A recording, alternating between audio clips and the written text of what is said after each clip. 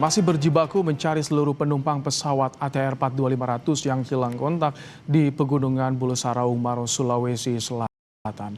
Kabut, angin kencang, dan medan yang terjal jadi tantangan untuk mencari dan mengevakuasi seluruh korban. 1, 2, 3. Dengan penuh kehati-hatian, tim SAR gabungan bersama TNI Angkatan Darat mengevakuasi korban kecelakaan pesawat di Pegunungan Bulu Saraung, Sulawesi Selatan. Proses evakuasi jenazah bukan tanpa hambatan. Hujan dan kabut di area gunung jadi tantangan tim SAR gabungan. Tim SAR juga beberapa kali sempat tergelincir saat melewati lereng gunung yang curam dan licin. Meski demikian berat tantangannya, tapi misi kemanusiaan pencarian korban kecelakaan pesawat ATR 42500 tetap jadi prioritas. Hingga kini, meski 2 jenazah korban kecelakaan pesawat telah ditemukan, namun masih belum bisa dievakuasi ke posko induk.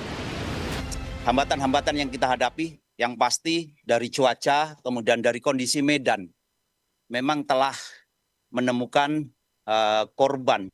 Namun karena kondisi cuaca dan kondisi medan yang ada, evakuasi ini belum bisa kita sampai di mana rumah sakit yang sudah ditunjuk oleh Polri sebagai tim DVI. Panglima TNI Jenderal TNI Agus Subianto menegaskan, pencarian akan terus dilakukan oleh TNI bersama tim SAR gabungan hingga seluruh korban ditemukan. Korban panggang, laporkan saya sudah 2 jenazah yang ditemukan oleh tim SAR dan anggota TNI. Dan kita akan terus mencari korban yang ditemukan, mudah-mudahan dalam waktu dekat semuanya bisa ditemukan.